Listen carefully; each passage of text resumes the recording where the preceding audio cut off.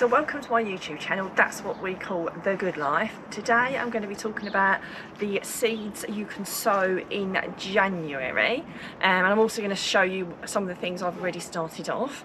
If you've not already subscribed to my channel, if you could please do so, because you'll get lots of helpful hints and tips all throughout the year from my home garden, my allotment, and also my home kitchen. Now, it's still really quite early to be sowing seeds, and then most things that you start off at this time of year, you're going to have to start off either in an unheated greenhouse or actually in a propagator, or somewhere warmer, maybe inside your house. So don't feel that you have to start any seeds off now, because it is still really early. That being said, there are still lots and lots of things, if you want to give a go, that you can do, but there is still heaps of time to be getting things started. And one of the best things is actually to start buying your seeds and start prepping. So although I'm going to go through a selection of seeds that I'm sowing, I by no means am going to be sowing all these in January. I'll spread them across the next few months, because we have plenty and plenty of time to do this. So the first thing I'm going to show you is you can be starting off peas and broad beans. Now, you either, it all depends where you live and how warm it is, and if you start them off outside, it's best to cover them with clutches or something.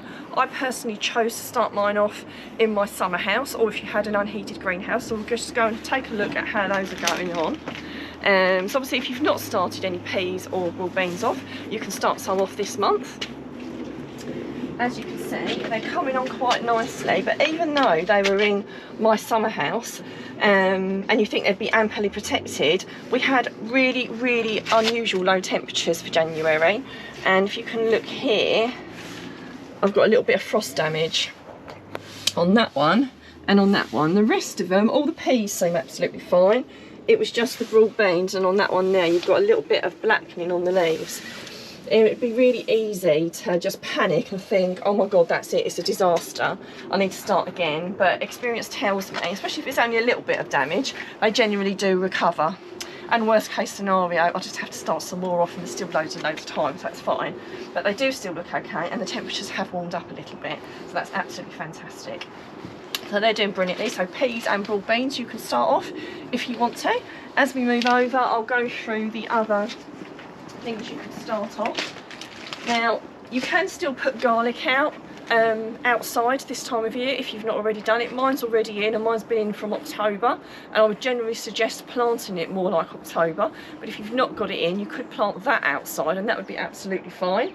They're all the things you can plant outside, unless you wanted to plant some trees or things like that. You could plant some bare root fruit trees or things like that. They could go straight into the ground outside. So that's all the outdoor things covered. Now, the things you could be starting off indoors if you wanted to are lettuces. So I think I've got a whole selection of lettuces and mustard ruby streaks and also rocket, you know, all sorts of things there. A speedy mix there. Things like lettuces, you would need to start off in a heated propagator. And if you haven't got a heated propagator and you've never grown before, I would definitely recommend getting one of these. They are absolutely invaluable. I will put a link in the description if you've not already got one, but they are available from most garden centres anyway. But I've got two, and I wouldn't be without them. The other thing you could be starting off in a heated propagator, and obviously to be kept warm indoors, would be tomatoes. Or if you've got a heated greenhouse, you'd obviously still start them off probably in a propagator, and then you'd move them to a heated greenhouse or keep them indoors. So tomatoes is something that you could be starting off now. But again, with lettuces, with tomatoes, you've still got plenty of time, but you can sow them in January. Spinach or the chard, you can be starting this off indoors. So like I said, in a heated propagator, then keep it somewhere warm indoors or a heated greenhouse.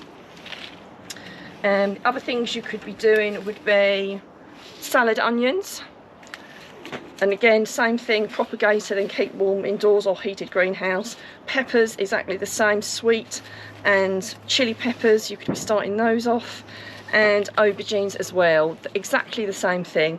Start them off in a heated propagator, then keep them either indoors in, you know, on a warm windowsill, or if you're lucky enough to have a heated greenhouse, which I don't, you could put them there once they've germinated. Something else that I find really fun to do this time of year, and if I'm honest, because I've already got my peas and my broad beans started, the things I'm more likely to start off in January is I'm going to have a go at these microgreens, and that's something that's really quite fun to do. You can get all different types of microgreens, chicory, basil, mustard, oriental, pak choi.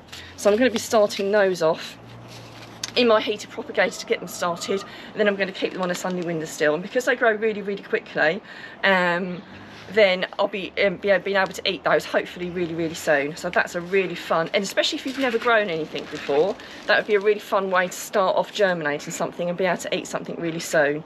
One of the other things is obviously good old-fashioned mustard and cress, so that's something else you could be doing. I'm sure most of you did this when you was at school, but that's another really fun and easy thing to do in January. And lastly, sprouting seeds. So this is something I quite enjoy doing. I'm sure we've all seen them in the fancy, you know, the fancy food shops or the supermarkets. Sprouting seeds are quite expensive to buy, but they're really, really easy and fun to do. I've got a little sprouter here, and it's incredibly easy to do. All I do is in the bottom tray, I put them in there. I soak them overnight. I then rinse them the next day, and then I just lay them in the tray once they've been soaked, and then every day I just rinse them with some water, and in a few days you've got fantastic sprouting seeds. So I've got some really lovely mung bean ones there from the Budget Seed Company that they very kindly sent me, and I'm going to be starting these off in January, I guarantee, and I'm really looking forward to it.